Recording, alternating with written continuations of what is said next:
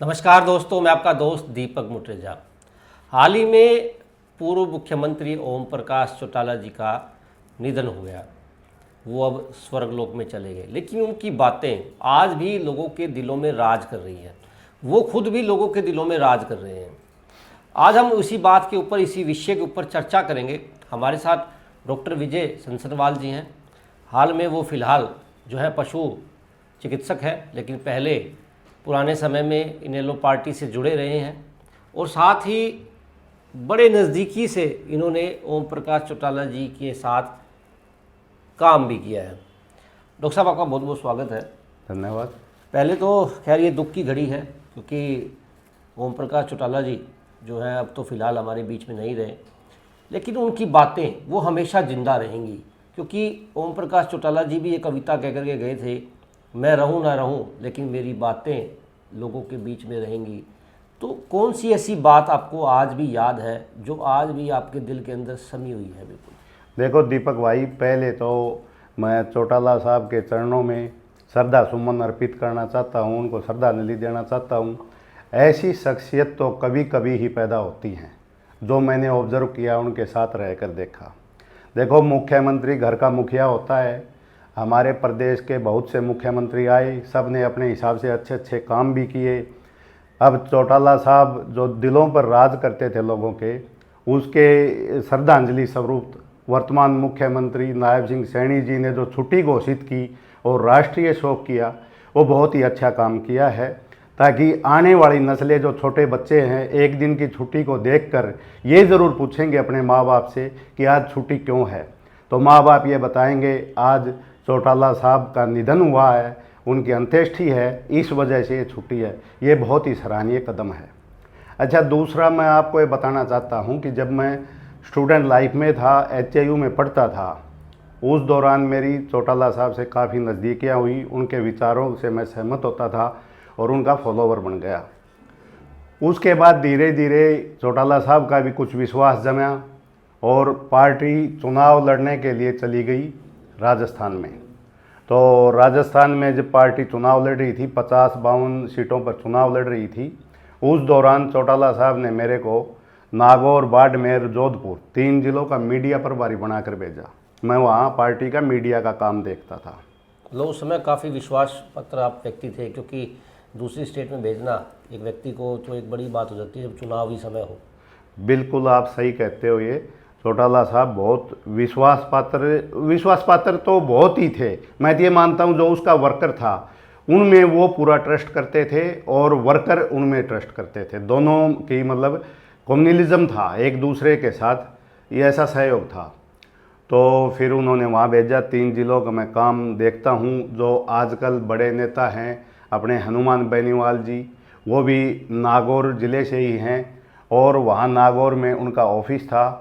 तो ज़्यादातर उनके पास हम बैठते थे। उनको भी वहाँ टिकट इनेलो ने दी और उस दौरान वो 3-4 हज़ार वोटों से ही हारे थे इनेलो की टिकट पे।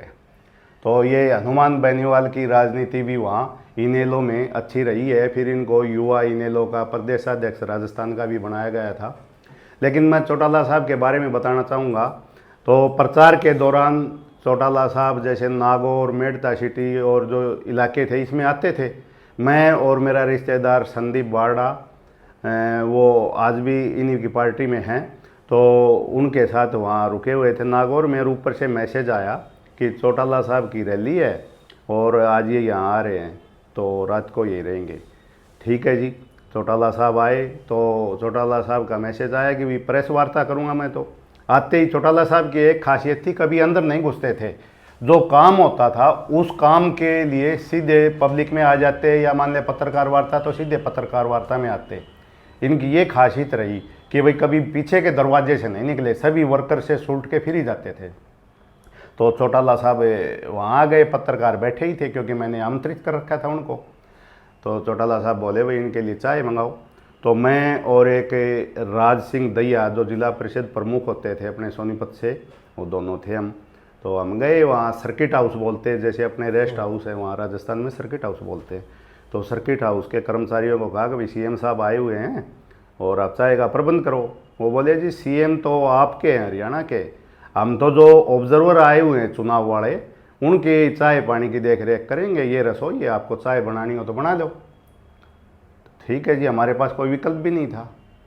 अब राज सिंह दहिया ने और मैंने चाय बनाई। अब सीएम की चाय बनाते हुए वैसे ही हाथ पैर फूल जाते हैं तो चाय बनाने लगे। चाय बनाते हुए हम चीनी भूल गए और वो चाय ले आके रख दी। बर्फियों का डिब्बा भी टेबल पे रखा था, पत्रकार भी बैठे थे, तो पत्रकारों ने चाय की चुस्की ली तो फीकी थी, चीनी थी ही नहीं। तो जब चाय में चीनी नहीं, चौटाला साहब भांप गए, बहुत पारखी थे कि कोई न कोई बात तो है। उन्होंने भी एक चुस्की ली तो चीनी नहीं थी, तो मेरी तरफ देखा, देखते ही वो समझ गए कि बच्चे से गलती हुई है, क्यों ज़्यादा उम्र थी ही नहीं। तो उन्होंने कहा, पत्रकार जी आप ऐसा करो, सभी लोग चाय पियो, लेकिन पहले ये बर्फ़ी जो है ये मीठी है, ये खा लो, चाय अपने आप मीठी हो जाएगी। और फिर उन्होंने कहा कि भाई बच्चा है, भूल गया होगा चीनी, ये कौन सी रोज़ चाय बनाता है। तो इस तरह प्यार से वो समझाते थे। कभी भी उनके इस तरह की नहीं थी कि किसी भी वर्कर को धमकाना है और क्या है, उसको बता जरूर देते थे कि बल्कि हालांकि लोग तो कहते हैं चौटाला जी बड़े गर्म मिजाज के व्यक्ति थे, आंख दिखा दिया करते थे, धमका दिया करते थे। कितनी सच्चाई है इसमें? देखो जैसे माँ बाप होते हैं वो भी बच्चे को कभी धमकाते हैं कभी प्यार करते हैं, ये तो नेचर का नियम है। जो प्यार करता है वो ही धमकाता है, जो प्यार ही नहीं करेगा उसको धमकाने की जरूरत क्या है, उसका कोई मतलब ही नहीं होता। तो धमका के भी कोई काम होता था उसका, वो काम करते थे, ये भी खासियत थी। स्टूडेंट लाइफ की देखो, एक बार यहाँ यूनिवर्सिटी में मैं इनेलो की छात्र राजनीति करता था, तो एक बार यूनिवर्सिटी ने प्रोग्राम बनाया, चौधरी विनय कुमार, वो भी आजकल स्वर्गीय हैं, तो वो वाइस चांसलर थे, और उन्होंने क्या सोचा कि भाई एनिमल साइंस कॉलेज को और वेटरनरी कॉलेज को एक कर दिया जाए। अच्छा, मतलब कि दोनों को एक कर देंगे, वेटरनिटी को भी और उसको भी? हाँ, कुछ VCI की टर्म एंड कंडीशन थी, कुछ विभाग जैसे एनिमल साइंस कॉलेज में थे वेटरनरी के, और कुछ अपने वेटरनरी कॉलेज में थे, तो वो अगर एक मिल जाए तो VCI की मान्यता रद्द ना हो, इस तरह का था। अलग अलग सेक्शन होते हैं ना, तो वो कुछ एनिमल साइंस में थे, तो एनिमल साइंस में कुछ एग्रीकल्चर के प्रोफेसर लगे हुए थे। तो ये फाइनल हुआ कि भाई इसको अब हमें वेटरनरी कॉलेज में मिला देंगे। जो एग्रीकल्चर वाले टीचर लगे हुए हैं, कुछ तो उन्होंने विषय पढ़ रखे हैं एक्सटेंशन के, और कुछ और पढ़ा के 1 साल का कंडेंस कोर्स करवा के और उनको वेटरनरी की BVSc एंड AH की डिग्री दे देंगे। तो मुझे पता लगा, हम सभी स्टूडेंट्स ने मिलकर हड़ताल कर दी। चौटाला साहब उस दिन आए हुए थे हिसार, तो हम रेस्ट हाउस में नारे लगाते हुए गए, चौटाला साहब ने बुला लिए। हाँ भाई क्या बात, हमने बताई जी ऐसे ऐसे मर्ज कर रहे हैं। बोले ठीक है नहीं होगा। तो हम वापस आ गए। फिर कहीं ना कहीं खटक रही कि चौटाला साहब की ये बात समझ में नहीं आई कि क्या बात है ये। तो हमें पता लगा रात को डॉक्टर वीरेंद्र अंटिल का मकान था अर्बन स्टेट में हिसार, कि वहाँ डिनर है, पत्रकार वार्ता है। तो रात को 3-4 साथी, हम सारे तो गए नहीं, 3-4 साथी वहाँ चले गए। वहाँ जाके मेरे ही एक सीनियर थे, साथी थे, और उन्होंने देखा कि भाई अब तो पत्रकार वार्ता है। मैं कहा चलो डॉक्टर साहब देखेंगे क्या होता है। जैसे ही पत्रकार वार्ता करके चले, मैंने आगे जाने की कोशिश की तो कमांडो तो पीछे धकेल दिया। तो मैं थोड़ा तेज़ बोला तो चौटाला साहब की नज़र पड़ी, वो बोले आने दो। आगे गए हम, तो मेरे साथी थे, वो सीनियर थे। मैंने कहा डॉक्टर साहब बता दो। उन्होंने बताया भाई ऐसे ऐसे कंडेंस कोर्स करवा रहे हैं। तो चौटाला साहब बोले ठीक है कोई बात नहीं, तुम्हारी दिन में भी होगी थी, अरे देख लेंगे, मेरे समझ आ गई है। तो मैं बोला, मैं कहा ना बाबू जी आपके समझ में नहीं आई, आप झूठ बोल रहे हो। बोला क्यों? आँख निकाली पूरी, क्यों समझ नहीं आई? मैं CM हूँ, ये चीज़ भी समझ नहीं आएगी। मैं कहा जी समझ में नहीं आई, मैं ये कहना चाह रहा हूँ कि 1 साल का हमें कोर्स करवा दो रोहतक PGI में, और हमें MBBS की डिग्री दे दो। तो बोले तुम पशुओं के हो, पशुओं की डिग्री कर रहे हो, तो MBBS की कैसे मिलेगी? मैं कहा जी वो एग्रीकल्चर के हैं, खेती बाड़ी की डिग्री कर रहे तो उनको पशुओं की कैसे मिलेगी? बोले तो मिल ही नहीं सकती। मैं कहा जी चक्कर तो यही है। बोले अच्छा। तभी उन्होंने वाइस चांसलर चौधरी विनय कुमार को फ़ोन किया और वो वापिस हुआ। तो इस तरह मतलब उनके किस्से हैं कि जो देखा जाए। अब जैसे फिर वो राजस्थान के जो चुनाव थे, उसके बाद मेरे भाई का फॉरेस्ट गार्ड का पेपर था। पेपर क्या मतलब नौकरी के लिए था। तो मैं चला गया वहाँ, तो चौटाला साहब ने देखा, ऊपर उठा के मुँह, बोले भाई कैसे आया तुम? मैं कहा जी ऐसे ऐसे भाई फॉरेस्ट गार्ड के लिए अप्लाई कर रखा है। बोले अच्छा तेरी नींद खुल गई? मैं बोले जी नींद खुल गई तभी यहाँ आया हूँ। बोले पढ़ा लिखा है, अखबार भी पढ़ता होगा? मैं कहा जी अखबार भी पढ़ता हूँ, अब तो रात को चंडीगढ़ आया था, आज तो पढ़ा नहीं है। बोले तेरी नींद नहीं खुली है, अगर नींद खुली होती तेरे को पता होता है ये तो आज रिजल्ट भी आउट हो चुका, अब क्या करूँ मैं? फिर मैं कहा जी रिजल्ट आउट हो लिया तो कोई बात नहीं। बोले ना सोया रहे, आया मत कर टाइम पर, अब क्या कर सकता हूँ इसमें मैं? बोले सुन आगे कोई भी पेपर या फार्म जो भरा जा समय पे आइए और अच्छी पोस्ट के लिए आइए। वो चलो लक की बात है, आगे समय ऐसा हुआ कि सरकार नहीं रही और वो नहीं लग पाया, ये तो सब किस्मतों की बात है। मतलब कार्यकर्ताओं को पूरा मतलब कार्यकर्ताओं से पूरा मिलते भी थे, उनको एक मतलब वजूद देते थे, कहने का मतलब ये है। कार्यकर्ताओं का एक रियल फैक्ट बताता हूँ, जब मैं स्टूडेंट लाइफ में था कभी मैं घबराया नहीं। मैं ये सोचता था कि मेरे पीछे चौधरी ओम प्रकाश चौटाला खड़े हैं, देखो राजनेता बहुत अच्छे अच्छे भी हुए हैं, लेकिन इतनी जो सपोर्ट कोई भी कार्यकर्ता ये सोचे, एक स्टूडेंट ही था मात्र मैं, उनका वर्कर ही था, तो इतनी जिसको सपोर्ट लगती हो उसके बराबर का नेता कभी हो नहीं सकता।